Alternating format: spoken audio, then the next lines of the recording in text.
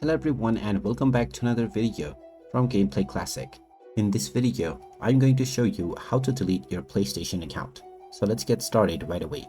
First of all, open up your web browser and then in the address bar type in playstation.com and press enter.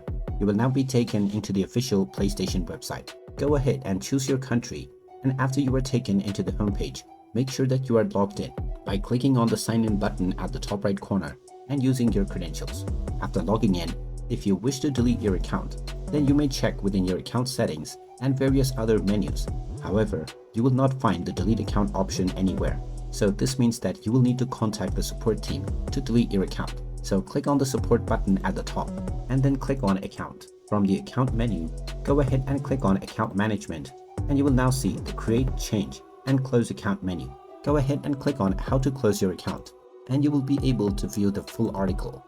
Now you are told that you will need to make sure that you have your sign-in ID, which is your email address, as well as your online ID available. If you don't already know your online ID, you can click on your account icon at the top and you will see your online ID alongside your profile picture right away.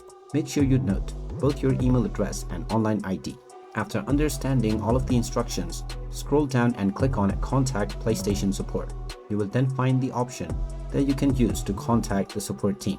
You may use the phone number, and if you have a calling app available to you, you may simply tap on this to call the given number. Once you get in touch with a representative, when you call this number, you will simply need to tell them that you wish to delete your PlayStation account. You will then be asked to provide both your email address as well as your online ID. After providing both of these, your account will be scheduled for deletion. And there you have it. That is how easy it is to delete your PlayStation account. If you find this video helpful, make sure you hit that like button and subscribe to our channel if you haven't done so already. Also ring that notification bell to never miss another update from us.